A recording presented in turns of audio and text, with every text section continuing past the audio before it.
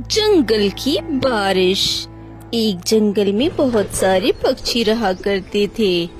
सभी पक्षी आपस में मेलजोल से रहते थे, लेकिन उसमें कालू कौआ और उसकी पत्नी कलुंदरी दोनों अलग थलग रहते और बहुत आलसी थे। उनकी जंगल में ज्यादातर किसी से भी नहीं बनती थी। सभी पक्षी बहुत मेहनती थे। उनमें थी एक चमको चिड़िया। चमको चिड़िया बहुत तेज दिमाग की थी और बहुत चालाक थी। जब भी किसी पक्षी को कोई दिक्कत परेशानी होती तो वो अपने दिमाग से उस परेशानी का हल निकाल दिया करती थी। बरसात का समय शुरू होने वाला था तो मौसम विभाग के पक्षियों ने ऐलान किया, सुनो सुनो भाइयों, अगले 8 दिन बाद बारिश शुरू होने वाली है। जिसको भी अनाज जमा करना है या अपना घोंसला ठीक करना है, मजबूत कर लें, क्योंकि 8 दिन बाद जब बारिश शुरू होगी तो रुकने का नाम नहीं लेगी। इस पर सभी पक्षी अलर्ट हो गए और सभी ने मेहनत करनी शुरू कर दी। लेकिन कालू कौआ और उसकी पत्नी कलुंदरी अपने घोंसले में बैठकर आराम फरमा रहे थे। वहीं सभी पक्षी और चमको चिड़िया मेहनत में लगे हुए थे और जाके अनाज ढो रहे थे। तो उन्होंने सोचा कि क्यों ना कालू कौआ को भी इसकी जानकारी दी जाए। तो चमको चिड़िया ने कहा, अरे कौआ भाई। तभी कौआ ने कहा, मेरा नाम कालू है, मुझसे कालू कौआ कहो। उसके बाद चमको ने कहा, हाँ वही कालू भैया। अरे कलुंदरी बहन, आपने क्या सुना नहीं? मौसम विभाग के पक्षियों ने कहा है कि बरसात शुरू होने वाली है। अगर किसी को अनाज जमा करना है तो कर ले और घोंसला ठीक करना है तो वो भी कर ले। आपका घोंसला मुझे कमजोर दिखाई दे रहा है। ये बरसात के समय टिक नहीं पाएगा और अनाज भी नहीं दिख रहा है। आप अनाज इकट्ठा कर लो। इस पर कलुंदरी ने कहा, अरे जाओ बहन, हमें ज्ञान मत दो, हमारे पास बहुत ज्ञान है। होगी तुम चालाक चमको, लेकिन मेरे पति कालू से ज्यादा चालाक नहीं हो सकती। ये तो बहुत चालाक हैं, कोई ना कोई जुगाड़ निकाल ही लेंगे। तुम्हें हमारी फिक्र करने की कोई जरूरत नहीं, जाओ यहाँ से। इसके बाद चमको चिड़िया वहाँ से उड़ गई और अपने लिए अनाज इकट्ठा करने लगी। उसके बाद कलुंदरी को चमको चिड़िया की बातें बहुत बुरी लगी और वो कहने लगी, सुनो जी, ये चमको चिड़िया अपने आप को बहुत चालाक समझती है और जाके मेहनत कर रही है, सभी पक्षियों को सलाह दे रही है। लेकिन आपने इससे कुछ क्यों नहीं कहा कि आप उससे ज्यादा चालाक हैं?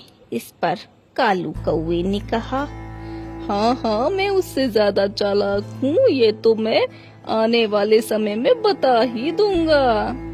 वहीं दूसरी ओर सभी पक्षी अपना अपना घोंसला ठीक कर रहे थे और आकर कुछ पक्षियों ने फिर से कालू कौआ को सलाह दी और अब कालू कौआ और उसकी पत्नी परेशान हो गए और कहने लगे, ये बहुत मेहनत कर रहे हैं, क्यों ना इनकी मेहनत पर पानी फेरा जाए।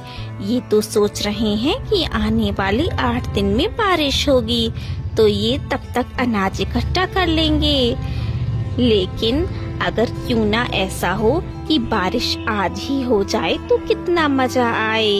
इनकी सारी की सारी मेहनत धरी की धरी रह जाएगी और ये और ज्यादा अनाज इकट्ठा नहीं कर पाएंगे।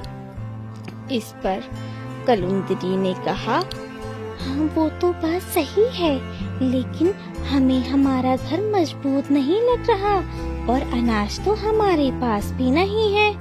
इस पर कालू ने कहा, अरे हमारा घर पर्याप्त मजबूत है और इस बार इतनी ज्यादा बारिश नहीं होने वाली, मुझे अनुमान लग गया है और खाने का तो जुगाड़ मैं कर ही लूँगा, चलो मेरे साथ। और कालू कौवा और उसकी पत्नी कलुंदरी जल्दी से उड़कर आसमान में ऊपर तक चली गई और बादलों के पास पहुंच गए। इसके बाद बादल आराम से सोए हुए थे। कलुंदरी बोली, अरे अरे बादल भाइयों, तुम तो कैसे सो रहे हो? क्या तुम्हारे पास पानी नहीं बचा कि तुम बरसात कर सको? बादलों ने कहा, हमारे पास तो भरपूर पानी है, लेकिन हमारे बरसने का टाइम तो 8-10 दिन बाद का है, हम तभी बरसेंगे। तुम हमारी नींद में खलल मत डालो और यहाँ से चले जाओ। इस पर कलुंदरी ने कहा, अरे हम तो चले जाएंगे, लेकिन मुझे तो लगता है कि तुम्हारे पास पानी ही नहीं है। मौसम विभाग के पक्षियों ने हमें सूचना दी थी कि बरसात आज ही होने वाली है, तो हम देखने के लिए आ गए कि बरसात हो रही है या नहीं, तुम करने वाले हो या नहीं। लेकिन पता चला कि तुम तो बरसात ही नहीं करोगे, क्योंकि तुम्हारे पास पानी ही नहीं है। इस पर बादलों को गुस्सा आ गया और उन्होंने कालू कौवा और कलुंदरी को डांट कर भगा दिया और उसके बाद आपस में बातचीत करने लगे। इसमें तो हमारी बदनामी है कि हमारे पास पानी नहीं है, जबकि हमारे पास तो भरपूर पानी है, लेकिन बरसने का समय तो 8-10 दिन बाद का है। अब हम क्या करें? अगर हम नहीं बरसे तो हमारी बेइज्जती हो जाएगी। सारे जंगल में मौसम विभाग के पक्षियों ने सूचना दी है कि हमें आज बरसना है, आज बारिश होगी। और कालू कौवा और कलुंदरी ये जंगल में अफवाह फैला देंगे कि हमारे पास पानी नहीं है। क्यों ना आज इन जंगल के पक्षियों को दिखा दिया जाए कि हमारे पास कितना पानी है। सभी ने इस पर सहमति बना ली और तेजी से बरसना शुरू कर दिया। सभी पक्षी हैरान हो गए और कहने लगे, ऐसा कैसे हो सकता है? मौसम विभाग के पक्षी गलत कैसे हो सकते हैं? बरसात तो 8-10 दिन बाद होने वाली थी, भला आज ही बरसात कैसे होने लगी? और बरसात भी इतनी जोरों की। अब भला हम मेहनत कैसे करें? हम अनाज कैसे इकट्ठा करें? घोंसले तो हमने मजबूत कर लिए हैं, लेकिन अनाज तो बहुत थोड़ा सा ही है। इस पर कालू कौवा और कलुंदरी खूब हंसने लगे और मजाक बनाने लगे। कहने लगे कि चमको चिड़िया, तुम तो कह रही थी 8-10 दिन बाद बारिश होगी और हम मेहनत मजदूरी कर ले, अनाज इकट्ठा कर ले, लेकिन बरसात तो आज ही होने लगी। अब तुम क्या करोगी? इस पर चमको चिड़िया ने कहा, हमने कम से कम थोड़ा बहुत अनाज इकट्ठा तो कर लिया है, लेकिन तुम्हारे पास तो वो भी नहीं है। सभी पक्षी मिलकर बाकी का अनाज इकट्ठा करने की कोशिश करने लगे, लेकिन बरसात तेज होने के कारण वो ऐसा नहीं कर पाए। और जब भी वो बाहर निकले, कालू कौवा ने कलुंदरी से कहा, सभी पक्षी अपने लिए कुछ इंतजाम करने गए हैं, क्यों ना इसका मैं फायदा उठाऊं। जंगल में कोई पक्षी नहीं है अपने अपने घोंसले में, मैं अभी सभी का अनाज चुरा लेता हूँ, हमारे पूरे सीजन का इंतजाम हो जाएगा। इस पर कालू कौवा ने सभी का अनाज चुरा कर अपने घोंसले में रख लिया। सभी पक्षी जब वापस आए तो उन्होंने देखा किसी के घोंसले में अनाज नहीं है। वो सभी जंगल के राजा के पास गए और उन्होंने शिकायत की। उसके बाद से सबने बताया कि हो न हो ये कालू कौवा और कलुंदरी का ही काम है, क्योंकि जंगल में कोई और पक्षी नहीं था, सिर्फ वही थे। उसके बाद से चमको चिड़िया कालू कौवा के घर के बाहर गई और कहने लगी, अरे कालू भैया बाहर तो आओ जरा, कालू भैया बाहर आओ जरा। कालू कौवा जैसे ही बाहर आया, उसने अपनी बातों में कालू कौवा को लगा लिया और बाकी पक्षियों को इशारा किया कि वो जाकर घर से सारा अनाज वापस ले लें। कालू कौवा और कलुंदरी चमकू चिड़िया से बातों में लग गए।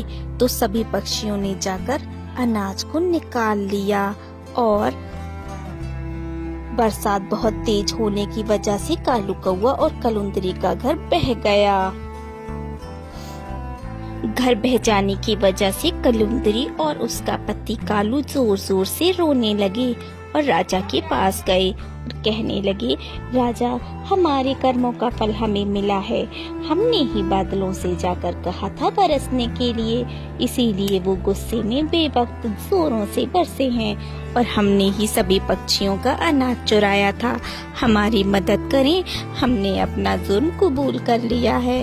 आप हमारी मदद करें वरना हम बेघर हो जाएंगे। ऐसे ही बारिश होती रही तो मैं अपना दूसरा घर भी नहीं बना पाऊंगा। आप चलिए बादलों के पास, क्योंकि बादल अब हमारी बात नहीं मानेंगे। वो सिर्फ और सिर्फ आपकी ही बात मान सकते हैं। इस पर राजा सभी पक्षियों के साथ मिलकर बादलों के पास गए और उन्होंने बादलों से आग्रह किया कि 2 नादान पक्षियों की सजा पूरे जंगल की पक्षियों को ना दें, क्योंकि इससे सभी पक्षियों के घर बर्बाद हो रहे हैं, टूट रहे हैं, वो सब भूखे मर जाएंगे।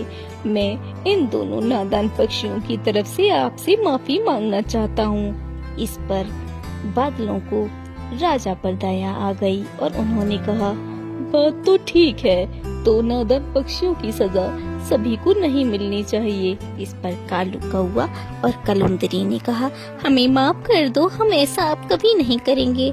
कभी भी बिना सोचे समझे जल्दबाजी में कोई फैसला नहीं करना चाहिए, क्योंकि इसका परिणाम बुरा हो सकता है। जैसे कि हमने आज दूसरी पक्षियों का बुरा चाहा, लेकिन हमारा ही बुरा हो गया।